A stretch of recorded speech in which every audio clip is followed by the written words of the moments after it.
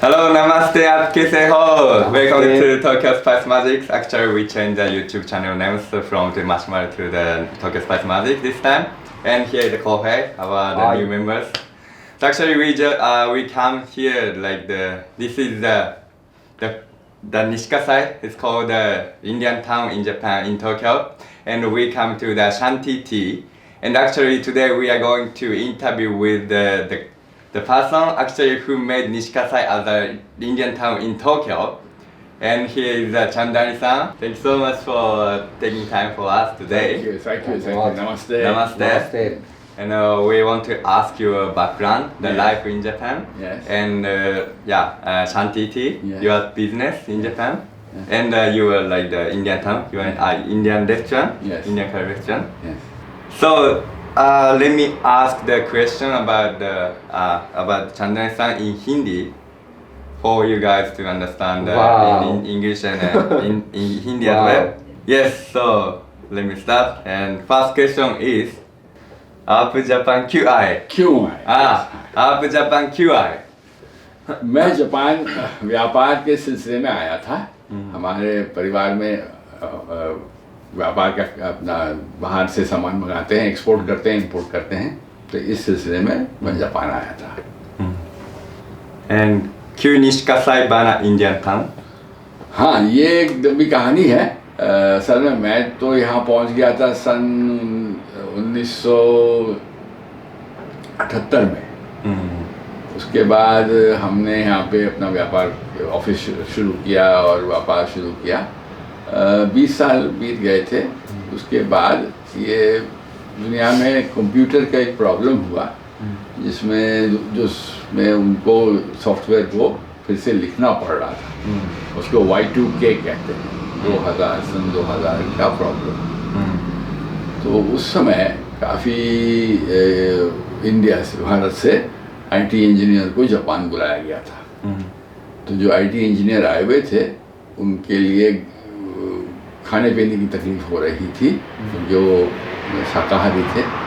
इसलिए उनको रखने के लिए, उनके सुविधा बनाने के लिए हम लोग ने यहाँ पे प्रयास किया कि वो घर ले सकें भाड़े पे, और फिर उनके लिए कोई खाने पीने की जगह बनाई गई, एक बासा बनाया गया जहाँ पे वो शाम को आके खाना खा सकते थे।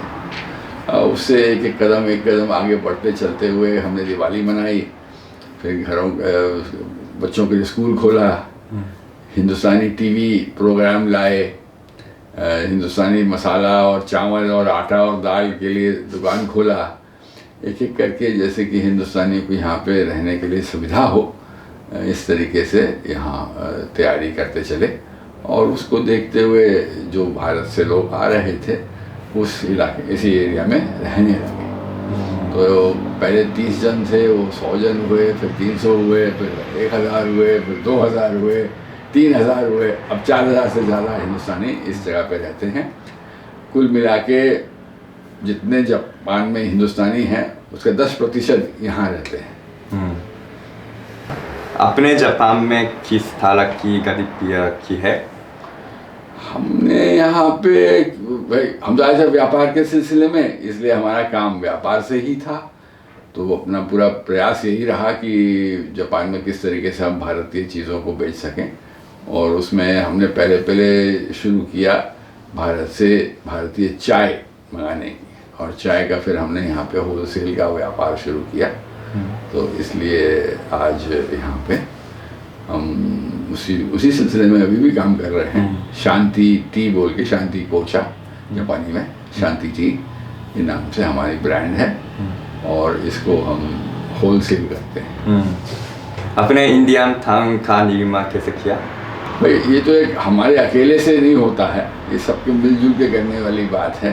तो जो भारत से लोग आए थे और जो यहाँ पे मौजूदा ही जापानी हैं, उनके साथ मिलके हम लोग ने जैसे भारतीयों की जो कठिनाइयाँ थीं, असुविधाएं थीं, उसको किस तरीके से कम किया जाए, उसको किस तरीके से हटाया जाए, इसको सोच कर सबके साथ मिलकर इस जगह को आस्ते आस्ते करके चेंज करते हैं, बदलाव लाते चले हैं। अभी भी बहुत कुछ काम करना है, पर ऐसा हुआ कि जब वो सन 1999 99 सन 1999 में हमने यहाँ पे उसको शुरू किया था और अभी सन 2020 हो रहा है, तो 20 साल समझिए, 20-21 साल हो गए आस्ते आस्ते करके यहाँ पे वो हिंदुस्तान के लोगों को रहने के लिए सुविधाएं बढ़ती गई हैं और आगे भी हमारे अकेले से तो होगा नहीं, दूसरों की सहायता लेकर ही आगे बढ़ पाएंगे,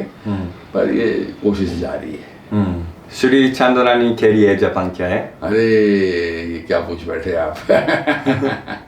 भाई देखिए, आज के तारीख में तो हमें यहाँ 40 साल से ऊपर हो गए जापान में रहते हुए, तो अब पूछना और हमें कहना कि भाई जापान मेरे लिए क्या है, ये तो नहीं है कि देखिए इतने साल जब हम रह रहे थे तो इसका कारण यही है कि हमें यहाँ पसंद है, यहाँ रहने में सुविधा भी मिलती है, तो इसलिए जापान हमारे लिए और एक देश है जिसमें हम अपना समझते हैं और यहाँ के हम निवासी भी हैं, पर हमारे अभी भी जो नागरिकता है वो हिंदुस्तान की है, तो इस तरीके से जापान हमारे लिए और एक घर बन गया है। तो लास्ट क्वेश्चन, आप भविष्य में जापान में क्या करना चाहते हैं? हाँ, यही बात है ना, उम्र होती है तो आदमी आस्ते आस्ते धीरे धीरे हो जाता है, परंतु हमारे यही है कि भाई जो अपना व्यापार है उसको तो चलाना ही है, और साथ में यह है कि और भी जापान और भारत के बीच में जो मित्रता बढ़ रही है और जो काम बढ़ रहा है उसको और बढ़ावा दिया जाए, और जो जापान में हिंदुस्तानी आते हैं उनको रहने के लिए सुविधा हो, उनके बाल बच्चों की पढ़ाई के लिए सुविधा हो, उनको अजीब न महसूस हो, इसी का प्रयास रहेगा। वो बहुत काम बाकी है। Okay, so thank you so much for answering our question about your background in Japan so far. So next we want to ask about your tea business, Indian tea business in Japan, and you own you're managing the Indian curry restaurant in the Nishikasai as well. So we want to ask about your Indian curry restaurant. Okay. Thank you so much. Thank you so much.